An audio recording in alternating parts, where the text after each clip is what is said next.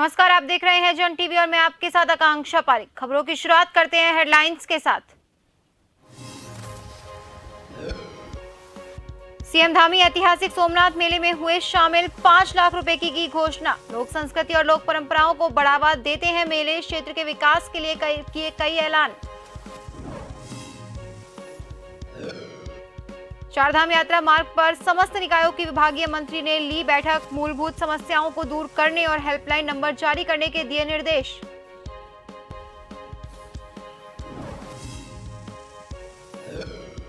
खानपुर विधायक उमेश कुमार ने Roorkee sugar mill पर समर्थकों द्वारा दिया धरना, मिल प्रबंधन को दी चेतावनी, जल्द करे किसानों का भुगतान नहीं तो होगा बड़ा आंदोलन।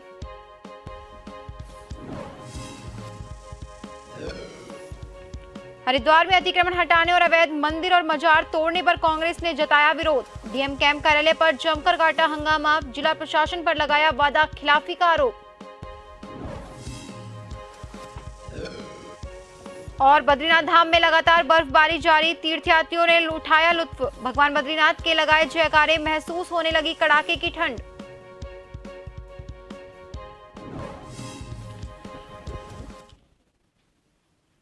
और अब खबरें विस्तार से। मुख्यमंत्री पुष्कर सिंह धामी ने केदारनाथ धाम आने वाले श्रद्धालुओं से एक बार फिर सावधानी बरतने की अपील की है। केदारनाथ धाम में बढ़ती श्रद्धालुओं की भीड़ को लेकर जहां प्रशासन की ओर से ऑनलाइन रजिस्ट्रेशन को 15 मई तक के लिए बंद कर दिया गया, तो वहीं साथ ही श्रद्धालुओं से मौसम विभाग के पूर्वानुमान को देखते हुए जिला प्रशासन के द्वारा दिए गए निर्देशों का पालन करने की अपील की जा रही है। आपको बता दें, केदारनाथ धाम में रोजाना 20,000 से ज्यादा श्रद्धालु दर्शन के लिए पहुंच रहे हैं, जबकि केदार घाटी में लगातार कपाट खुलने के बाद से मौसम बदल रहा है, जिसमें बारिश और बर्फबारी होने के चलते जिला प्रशासन के सामने यात्रियों के लिए व्यवस्थाएं उपलब्ध कराना सबसे बड़ी चुनौती बन गया है।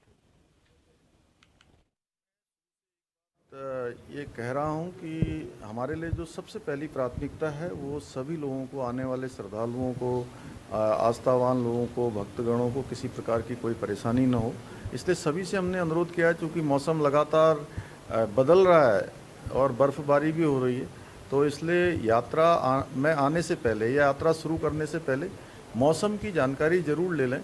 अगर मौसम ठीक न है तो थोड़ा यात्रा रुक कर करें।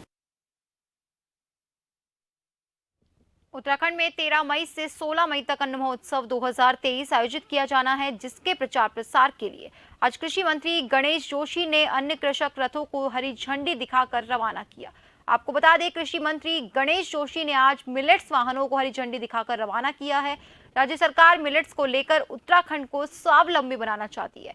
इस मौके पर बोलते हुए कृषि मंत्री गणेश जोशी ने कहा कि प्रधानमंत्री नरेंद्र मोदी की अवधारणा से साल 2023 को मिलेट वर्ष घोषित किया गया है, जो भारत के लिए सम्मान की बात है। हमारा पूरा प्रयास है कि हम उत्तराखंड में मंडवा, कोदा और अन्य मोटे अनाजों को प्रोत्साहित किया जाए। इसके साथ साथ स्वयं सहायता समूह में महिलाओं को स्वावलंबी बनाने के लिए राज्य सरकार उन महिलाओं से मंडवा क्रय करेगी, जिसके लिए कार्य योजना तैयार कर ली गई है।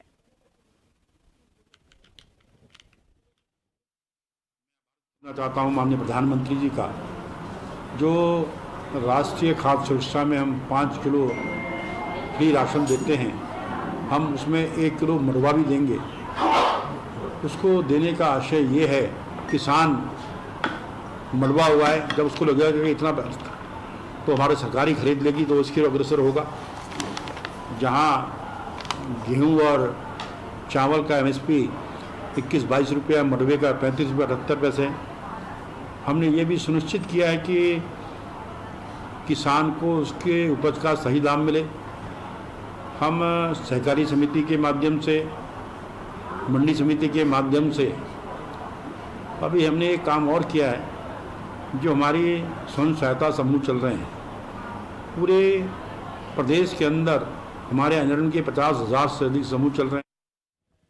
प्रदेश के मुख्यमंत्री पुष्कर सिंह धामी ने सीएम हेल्पलाइन 1905 की समीक्षा बैठक के बारे में जानकारी साझा करते हुए कहा कि सरकार और ITDA से जुड़े अधिकारी संयुक्त प्रयास से सीएम हेल्पलाइन 1905 को नए तरीके से असेंबल कर रहे थे और आज 3 सेवाओं के साथ इसकी शुरुआत हो गई है। इसके साथ ही सीएम धामी ने बताया कि सभी विभागों की रिपोर्ट इस पोर्टल पर आ जाएगी। इतना ही नहीं, संबंधित विभागों के विभागाध्यक्ष और सचिव इसकी समीक्षा करेंगे।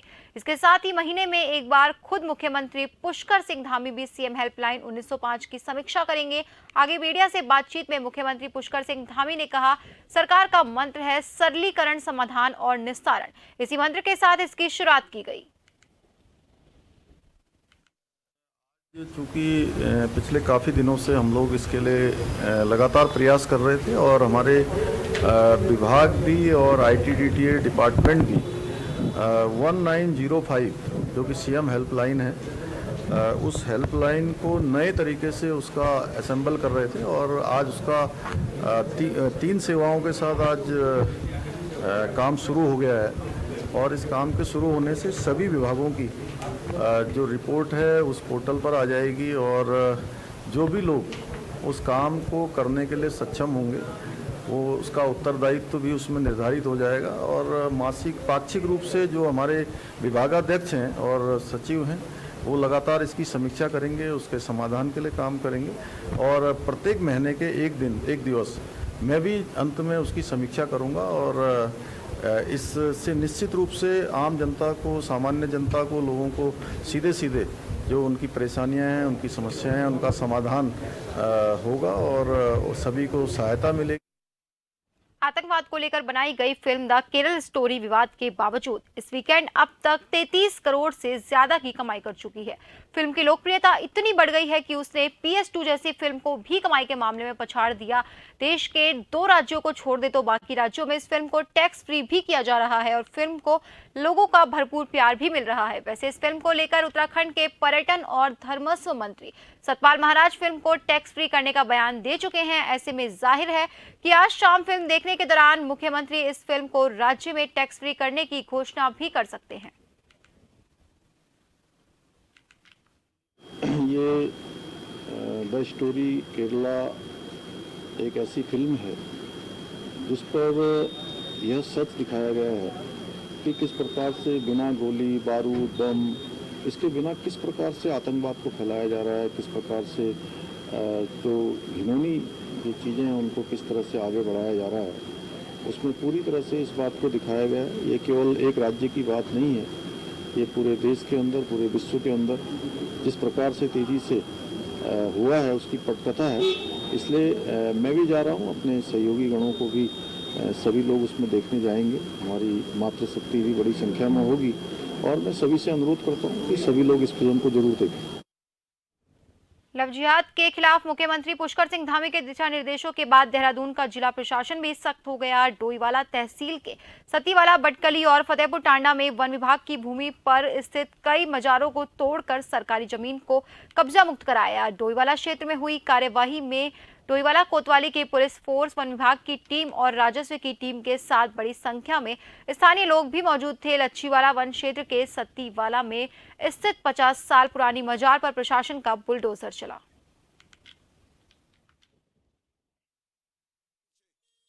बनाया था तब ये सैयद की वो बनाई थी मजार, मान्यता मानी उनकी मान्यता मानी थी, तब जाकर ये पुल सक्सेस हुआ था, तब पुल बना था। ये जो पुल है, ये वाला पुल। हाँ जी। लगभग कितनी पुरानी मजार होगी ये कम से कम 40 साल से ज्यादा है, 40-50 साल हो गए होंगे। तो ये जो तोड़ा जा रहा है बड़े भाई गलत मानते हैं? ये गलत मानते हैं, गलत। जिसने भी तोड़ा सुखी नहीं रहने का, चाहे जंगलाट बड़ हो, कोई भी हो, जो जिसने तोड़ा सुखी नहीं रहेगा वो। ये भाई साहब हमारे जन्म से पहले की बहुत पुरानी है, कम से कम 50 साल की पुरानी है ये मजार। ज्यादा ही होगी भाई, 50 से भी ज्यादा ही होगी बल्कि ये। अब ये फॉरेस्ट के अंदर है, लेकिन अब ये अपने विभाग वाले तोड़ रहे हैं उसको, अब क्या करें। ये है जी। तो कोई इतिहास है इस मजार का? इतिहास से सभी लोग भंडारा भुंडारे करते हैं यहाँ पे, मानता जो मानता होती है उसकी, मानते हैं उसको। सर जो वन विभाग के अंतर्गत कहीं पर भी, चाहे वो मस्जिद हो, मजार हो, छोटे मोटे मंदिर हो, ये सब हटाए जा रहे हैं।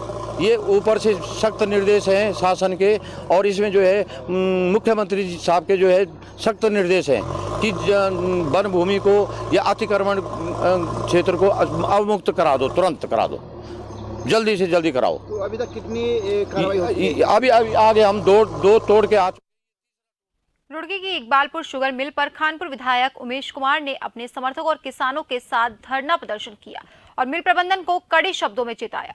उन्होंने कहा कि मिल प्रबंधन पिछले कई सालों से किसानों का करोड़ों रुपए का दबाए बैठे हैं, जिसका भुगतान बहुत जल्दी किया जाए, वरना मिल के खिलाफ एक बड़ा आंदोलन किया जाएगा। खानपुर विधायक उमेश कुमार ने मिल प्रबंधन को फटकार लगाते हुए कहा कि किसानों की अनदेखी अब बर्दाश्त नहीं होगी, उसके लिए उन्हें चाहे जिससे टकराना पड़े वो गुरेज नहीं करेंगे। वहीं मिल प्रबंधन ने लिखित में आश्वासन दिया कि उनकी भूमि जो अधिग्रहण की गई है उसका मुआवजा लगभग 50 करोड़ आएगा, उसे प्राथमिकता के आधार पर ही भुगतान स्थानीय किसानों को किया जाएगा। हमारी कि हमें एक रोड मैप दीजिए कि किसान का पैसा आप कैसे लौटाएंगे। आपके पास पैसे नहीं है, आपके पास संसाधन नहीं है, आप खुद कर्जे में हैं। तो उन्होंने एक रोड मैप हमें बना कर दिया था, जिसके संबंध में उन्होंने सार्वजनिक तौर पर, और ये आज पहली बार हुआ है कि कोई भी वार्तालाप बंद कमरे में मिल प्रशासन के साथ नहीं किया गया। जो भी संवाद हुआ वो मिल प्रशासन द्वारा सार्वजनिक तौर पर पब्लिक के बीच में आकर किया गया और उन्हें अवगत कराया। जब सभी लोगों ने उस पर सार्वजनिक सहमति जताई तो हम लोग भी सहमत होकर अंदर आए और ये पत्र मिल प्रशासन द्वारा हमें सहमति पत्र लिखित में पहली बार लिखित में मिल प्रशासन द्वारा दिया गया है। एक वो समझौता दिया भारतीय किसान यूनियन क्रांति को, इन्होंने लिखित में दिया कि हम जल्दी इसका भुगतान करेंगे। 2 करोड़ रुपए के करीब तो ये अभी करने जा रहे हैं 1-1.5 हफ्ते में, और बाकी लिखित में दिया अगर नहीं करेंगे तो फिर इलाज कर देंगे। इस तरह ज़्यादा भीड़ आकर आ जाएगी। और भाई जो मेरा राजनीतिक पार्टियों से हाथ जोड़कर निवेदन है वो किसान को लेकर राजनीति ना करें। अगर कोई भाई बार बार ये करने से कोई फायदा तो है नहीं। इन्होंने कह दिया कि भाई पैसा देंगे, देखो अब इनका ये बिकने वाला है, यहाँ ये कुछ जगह इनकी अखबार हो रही, सरकार द्वारा इन्हें पैसा दिया जाएगा 50-60 करोड़ रुपए। वो कह रहे हैं कि हम किसान को ही दें। देहरादून नगर निगम देहरादून शहर को स्वच्छ बनाना चाहता है ताकि स्वच्छता सर्वेक्षण 2023 में देहरादून अच्छी रैंक हासिल कर सके। इसी बीच देहरादून नगर निगम अब देहरादून की कई जगहों से डस्टबिन हटा रहा है ताकि देहरादून को डस्टबिन फ्री सिटी बनाया जा सके।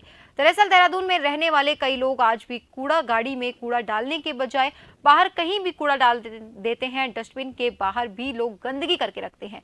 इसीलिए देहरादून नगर निगम देहरादून को डस्टबिन फ्री सिटी बनाने जा रहा है ताकि कूड़ा गाड़ी सीधे घर से कूड़ा उठाकर डंपिंग जोन लेकर जाए, जहां उसका कूड़े का सही तरह से निस्तारण हो सके। मुख्य नगर स्वास्थ्य अधिकारी डॉक्टर अविनाश खन्ना ने बताया कि देहरादून शहर के मुख्य मार्गों पर कुछ जगह को चिन्हित करके उन्हें डस्टबिन मुक्त किया जा चुका है और आगे भी नगर निगम देहरादून शहर को गार्बेज फ्री और डस्टबिन फ्री सिटी बनाने के लिए कोशिश कर रहा है।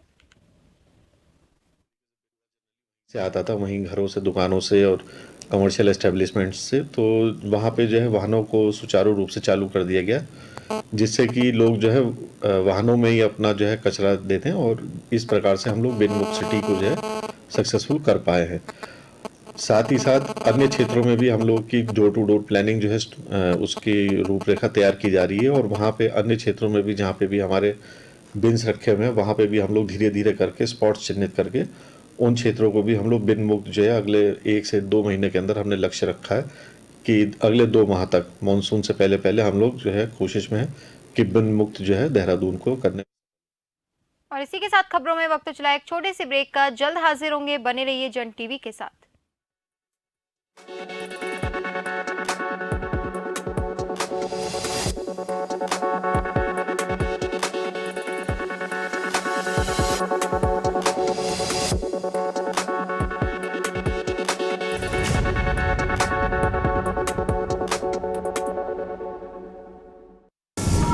कानून के शिकंजे से बेपरवाह गुनहगार जुर्म करने को फिर से है तैयार। रात के सन्नाटे को चीरती इन मासूम चीखों में छिपा है जुर्म का कोई गहरा राज। हम बारीकी से करते हैं पर्दाफाश ताकि आपको कर सकें खबरदार। क्राइम रिपोर्ट शनिवार रात 8:30 बजे। सरोकार आपकी हर खबर से, निगाह हर हलचल पर, सामना हर झूठ का, संघर्ष जनता के मुद्दों का, खबर आपकी जिंदगी से जुड़ी, विश्वास आपका हम पर। जन टीवी, जन जन की आवाज। खबरें जो आप पर करती हैं सीधा असर, खबरें जिन पर होती है जनता की नजर, खबरें जिनकी तह तक पहुंचना है जरूरी और जो कसौटी पे हो पूरी। मुद्दा चाहे समाज से जुड़ा हो या फिर सियासत से, तभी वो बनती है खास खबर। खास खबर सोमवार से शुक्रवार शाम 6 बजे।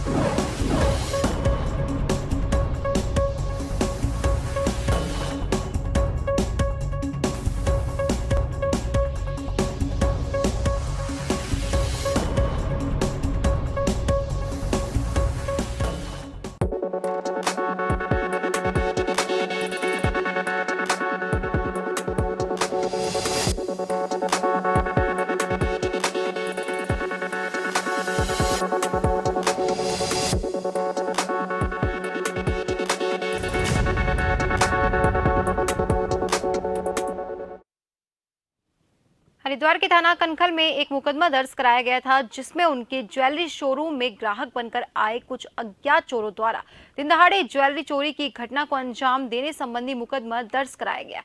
जिसके बाद घटना की गंभीरता को देखते हुए एसएसपी हरिद्वार अजय सिंह ने घटना के खुलासे को लेकर कड़े निर्देश दिए। इसी क्रम में पुलिस टीम द्वारा सीसीटीवी कैमरा फुटेज, मुखबिर तंत्र सहित अथक प्रयास कर बैरागी कैंप घुड़सवार पुलिस लाइन के पास से पश्चिमी उत्तर प्रदेश के शातिर गिरोह के 3 अभियुक्तों को चोरी की ज्वेलरी और घटना में प्रयुक्त 2 स्विफ्ट कार सहित दबोचा।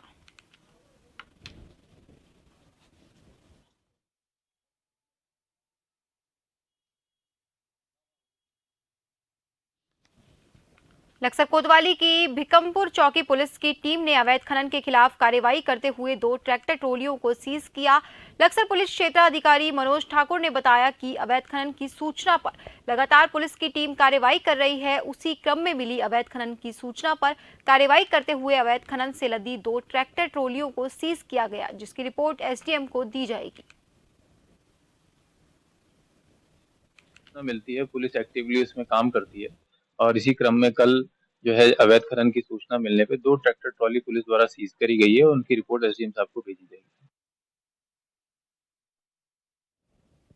उत्तराखंड के मुख्यमंत्री पुष्कर सिंह धामी का सराहनीय कदम, मणिपुर में फंसे उत्तराखंड के अध्ययनरत छात्रों को उत्तराखंड लाने की कवायद शुरू। उत्तराखंड सरकार ने छात्रों की एयर टिकट की बुक शासन की ओर से विशेष व्यवस्था के तहत छात्रों की टिकट बुक की गई। छात्रों को इंडिगो एयरलाइंस के विमान से 15 मई की शाम को देहरादून पहुंचाया जाएगा। मणिपुर हिंसा के बाद उत्तराखंड सरकार ने ये फैसला लिया। उत्तराखंड की छात्रा ने सोशल मीडिया के जरिए सीएम धामी से वापस लाने का आग्रह किया था।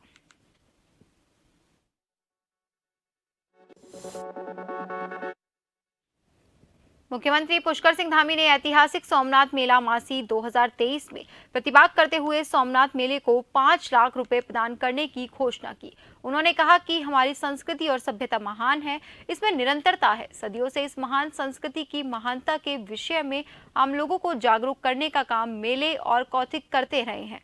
सोमनाथ का यह ऐतिहासिक मेला भी इसी का उदाहरण है। कत्यूर काल से देवाधिदेव शिव को प्रत्येक गांव से नई फसल भेंट करने चली आ रही अनूठी परंपरा इस मेले को विशिष्ट बनाती है। हमारी प्राचीन सांस्कृतिक विरासत के संरक्षण में भी ये मेले अहम भूमिका निभाते हैं।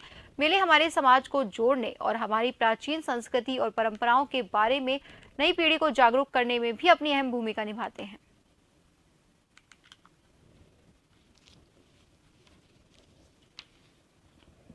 देहरादून में चारधाम यात्रा रूट पर आने वाले सभी नगर निकाय के अधिकारियों के साथ विभागीय मंत्री डॉक्टर प्रेमचंद अग्रवाल ने बैठक की। इस दौरान सभी मूलभूत समस्याओं जैसे चारधाम में आने वाले यात्रियों के लिए ठहरने की व्यवस्था, पार्किंग उपलब्ध कराने, शौचालयों की व्यवस्था, स्ट्रीट लाइट्स, निराश्रित पशुओं के लिए जमीन तलाश कर डीपीआर तैयार करने, श्रद्धालुओं के लिए हेल्पलाइन जारी करने के आदेश दिए। इस दौरान डॉक्टर अग्रवाल ने सबसे पहले सभी निकायों से सफाई कर्मियों, स्वच्छता, दवा छिड़काव, पार्किंग, रेन बसेरों, स्ट्रीट लाइट्स, निराश्रित पशुओं और क्यूआरटी की टीम की स्थिति जानी। यहाँ तक भी समीक्षा की यदि कोई आपात स्थिति आती है तो ऐसी स्थिति में हम और वैकल्पिक व्यवस्था कितनी जो है ठहरने की कर सकते हैं। और जितने भी हमारे निकाय हैं उनसे कहा है कि वो अपने लोगों के लिए, सबके लिए एक हेल्पलाइन नंबर जारी करें ताकि कोई भी ऐसी स्थिति बनती है, कोई पर्यटक, कोई श्रद्धालु यदि हेल्प चाहता है या कोई जानकारी चाहता है या उसको कोई दिक्कत है तो तुरंत उसका हम लोग निराकरण कर सकें। मुझे लगता है कि आज की जो समीक्षा बैठक ली है उसमें लगभग सभी निकाय हमारे हरिद्वार से लेके और चारधाम यात्रा मार्ग तक जितने भी हमारे निकाय हैं, जो हमारे हरिद्वार और ऋषिकेश, तपोवन, मुनिकेतन, महेंद्रगढ़, ये फिजिकली यहाँ मौजूद है, बाकी से मैंने ऑनलाइन बात की है। केदारनाथ दर्शन के लिए श्रद्धालुओं के नए पंजीकरण पर 15 मई तक रोक लगा दी गई है। खराब मौसम और भीड़ नियंत्रण को देखते हुए ये फैसला लिया गया है।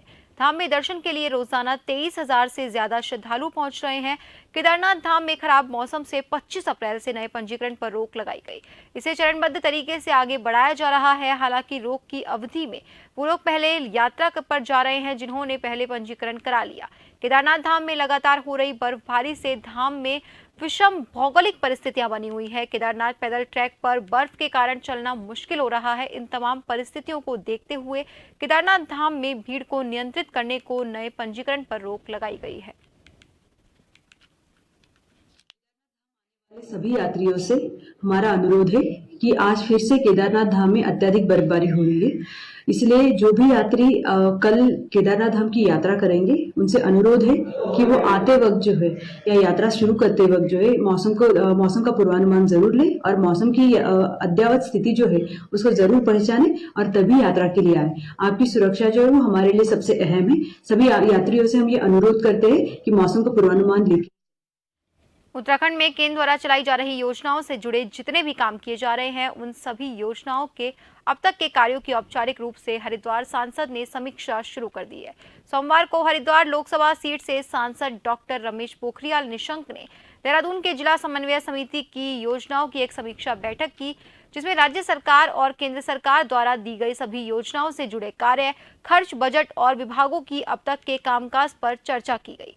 बैठक के बाद सांसद डॉक्टर रमेश पोखरियाल निशंक ने NHAI द्वारा किए गए कार्यों की सराहना भी की।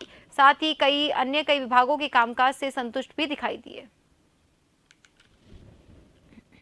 कुछ विभाग थोड़ा सा तेजी से करते हैं, कुछ विभाग कर रहे होते हैं, तो ठीक है, विभाग काम कर रहे हैं। जो नहीं कर रहे हैं उनको आग्रह किया है कि करें, हर हाल में करें। कुछ लोगों को थोड़ा नाराजगी भी प्रकट करनी पड़ती है, लेकिन नाराजगी सिर्फ इसलिए प्रकट करनी पड़ती है कि जल्दी से जल्दी काम हो।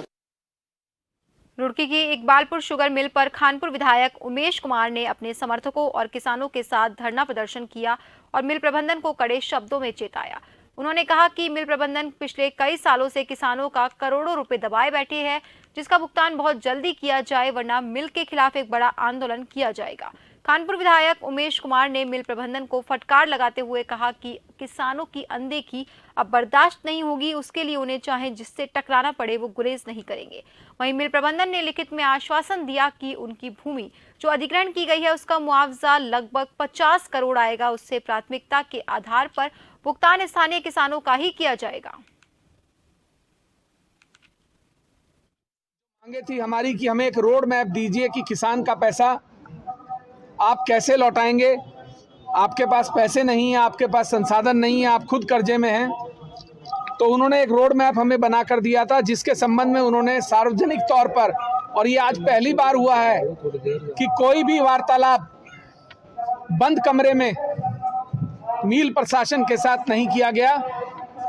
जो भी संवाद हुआ वो मिल प्रशासन द्वारा सार्वजनिक तौर पर पब्लिक के बीच में आकर किया गया और उन्हें अवगत कराया। जब सभी लोगों ने उस पर सार्वजनिक सहमति जताई तो हम लोग भी सहमत होकर अंदर आए और ये पत्र मिल प्रशासन द्वारा हमें सहमति पत्र लिखित में पहली बार लिखित में मिल प्रशासन द्वारा दिया गया है। और अब आखिर में एक नजर हेडलाइंस पर। सीएम धामी ऐतिहासिक सोमनाथ मेले में हुए शामिल 5 लाख रुपए की घोषणा। लोक संस्कृति और लोक परंपराओं को बढ़ावा देते हैं मेले, क्षेत्र के विकास के लिए किए कई ऐलान। चारधाम यात्रा मार्ग पर समस्त निकायों की विभागीय मंत्रियों ने ली बैठक। मूलभूत समस्याओं को दूर करने और हेल्पलाइन नंबर जारी करने के दिए निर्देश।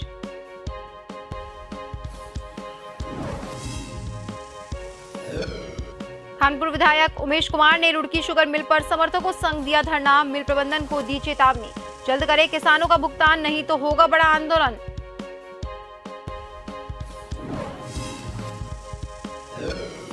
हरिद्वार में अतिक्रमण हटाने और अवैध मंदिर और मजार तोड़ने पर कांग्रेस ने जताया विरोध। डीएम कैंप कार्यालय पर जमकर काटा हंगामा, जिला प्रशासन पर लगाया वादा खिलाफी का आरोप। और बद्रीनाथ धाम में लगातार बर्फबारी जारी, तीर्थयात्रियों ने उठाया लुत्फ। भगवान बद्रीनाथ के लगाए जयकारे, महसूस होने लगी कड़ाके की ठंड।